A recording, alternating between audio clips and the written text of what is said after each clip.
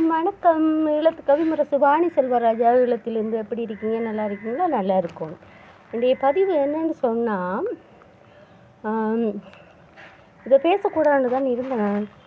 பெண்ணியல் சம்மந்தமாக பேச சிலவங்களுக்கு பிடிக்காது, ஆனால் இதை பேசி ஆகணும். நீங்கள் ஒரு செய்தி பார்த்துருப்பீங்க, தங்கச்சியை கற்பழிக்க போயிருக்கிறவரா அவருடைய ஆணுறுப்பை வெட்டி இருக்கிறான் அண்ணன், சொந்த அண்ணன். அவனும் ஒரு ஆண்மகன்.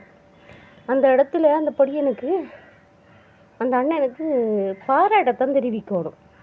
இதை கண்டுகொள்ளாமல் இருக்கும்போது இப்போ அது சர்வசாதாரணமாகிட்டு. அப்போ அவனை தூக்கி ஜெயிலில் போட்டு அப்படி இப்படி செய்கிறத விட அந்த ஆணுறுப்பு அறுத்தது அவனுக்கு இன்னொரு பாடத்தை கற்பிக்கும். அவன் யோசிக்கிறான் இல்லை, அந்த தப்பு செய்கிறவன் தானும் ஒரு பெண்ணிட இருந்து தானே வந்த நம்ம ஏன் அதை அசிங்கமாக பார்க்குறோம்னு.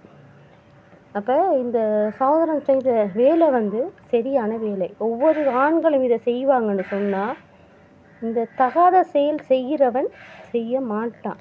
அதை நான் இந்த பதிவில் படுத்திட்டு சொல்லக்கொள்ள விரும்புகிறேன். அது முடிஞ்சு. இது அடுத்த கட்டம்.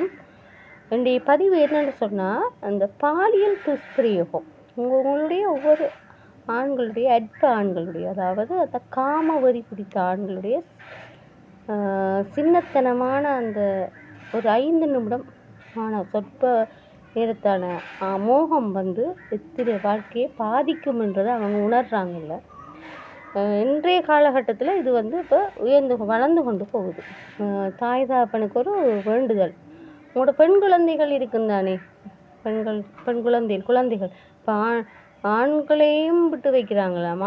ஆண்களோட ஓரினை சேர்க்கை செய்கிறாங்களாம். அது நமக்கு எந்தளவு விழிப்புணர்வு கொண்டு வர வேண்டும்ன்றதை விட பெற்றோர்கள் இதை அவதானிக்க வேண்டும். என்னவென்றால், நம்முடைய சமுதாயம் இப்போ சீர்குலைந்து பெரும் துயரத்தை அடைந்து கொண்டிருக்கின்றது. நீங்கள் உங்களுடைய குழந்தைகளை அலட்சியமாக வைக்க வேண்டாம். பாடசாலைக்கு அனுப்பினீர்களாக இருந்தால் கையோடு கொண்டு வருவது நன்மை என்று தான் எனக்கு பயக்கின்றது. அதே போன்று கடைகளாக இருக்கட்டும்.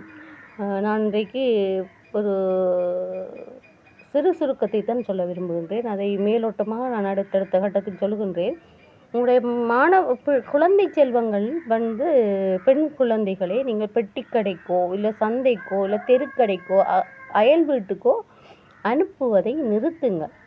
இன்றைய காலத்தில் எந்த ஒரு ஆண்மகனையும் நாம் நல்லவர் என்று முத்திரை ஒட்ட முடியாத சூழ்நிலை இருக்கின்றது. இப்போ உங்களுக்கு தெரியுமோ தெரியாது, நீங்கள் பெட்டி கடைக்கு அனுப்பும்போது அந்த குழந்தை எந்த லெவல் அவனுடைய உணர்வு எண்ணங்கள் இருக்கின்றது எனக்கு தெரியாது. ஏன் இதை பற்றி சொல்கின்றேன் என்றால், நான் ஒரு ஒளிபரப்பு பார்த்திருந்தேன். ஒரு பெட்டி கடைக்கு அந்த குழந்தை போகின்றது, அதனிடம் பொருட்கள் கேட்கப்படுகின்றது. அந்த பிள்ளை சுட்டி காட்டும்போது நீ கடைக்குள்ளே காட்டும்படி சொல்ல, அந்த பிள்ளை உள்ளே போய் அதை தொட்டு காட்டும்போது அவனுடைய தொடுகை அந்த குழந்தைக்கு தெரியவில்லை. ஆனால் பார்க்கும்போது அந்த தொடுகை நமக்கு கண்ணுக்கூட பார்க்கும்போது அது பிள்ளையாகத்தான் தெரிகின்றது. எனவே பெற்றோர்களே, தாப்பன் தாயாக இருக்கட்டும், உங்களுடைய குழந்தைகள் செல்வங்கள் அது எந்த வகையில் பாதித்தாலும் உங்களை விட அந்த மன உளைச்சலும் அந்த பாதிக்கப்படுறதும் உங்களுடைய குழந்தைகள் தான். உங்களுடைய சிற்றின்பங்களுக்காக இல்லை ஏதோ ஒரு தேவைக்காக நீங்கள் அயல் வீட்லேயோ கடைக்கோ ஏதோ ஒரு தேவைக்காக நீங்கள் அனுப்பிக்கலாம், பார்க்க சொல்லியிருக்கலாம். ஆனால் இன்றைய தருணம் அது பிழையான விடயம். எனவே ஆண் குழந்தைகளாக இருக்கட்டும் பெண் குழந்தைகளாக இருக்கட்டும், நீங்கள் கூடுதலாக பெண் குழந்தைகளை தான் கூடுதலான அந்த பாலியல் துஷ்பிரயோகங்கள் நடைபெறுகின்றது. இவற்றையெல்லாம் நீங்கள் அவதானத்தை கொண்டு உங்களுடைய குழந்தைகளில் அயல் வீட்டுக்கோ உங்கள் வீட்டிலேயோ இருக்கும்போது நீங்கள் கண்ணும் கருத்தமாக இருக்க வேண்டும். கடைத்தெருவுக்கு அனுப்ப வேண்டாம், அயலார் வீட்டுக்கு அனுப்ப வேண்டாம், ஏதோ ஒரு தெரிந்தவர்கள் வீடு என்று நினைத்து எண்ண வேண்டாம். எப்போதுமே பெண் குழந்தைகளை நீங்கள் அவதானத்துடன் வைத்திருந்தால் பெண் குழந்தைகளை இன்றைய காலத்தில் நீங்கள் காப்பாற்றி கொள்வீர்கள் என்றுதான் என்னுடைய ஆலோசனை.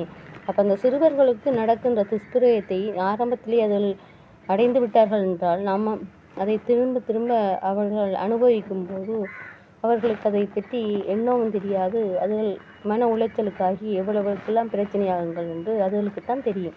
எனவே நீங்கள் இவற்றை அவதானத்தில் கொண்டு இனிமேல் இப்படி ஒரு செயல்பாடுகளை செய்யாது இருக்க வேண்டும் என்று வேண்டி கேட்டுக்கொள்கின்றேன். இன்னொரு விஷயம், பெற்றோர்களுக்காக இதை நீங்கள் கண்டிப்பாக கவனம் செலுத்துங்கள். குழந்தைகளாக பாருங்கள். இன்றைய காலகட்டம் மிக மோசமான காலகட்டம். எனவே எல்லோர் யாதும் ஊரே யாவரும் கேளீர் அனைத்து பெற்றோர்களுக்குமான இந்த விழிப்புணர்வு பதிவு இன்றைய பதிவு. மீண்டும் நாளைய ஒரு பதிவில் சந்திக்கும் வரை எழுத்து கவி முரசுவான் செல்வராஜா, எழுத்து நன்றி.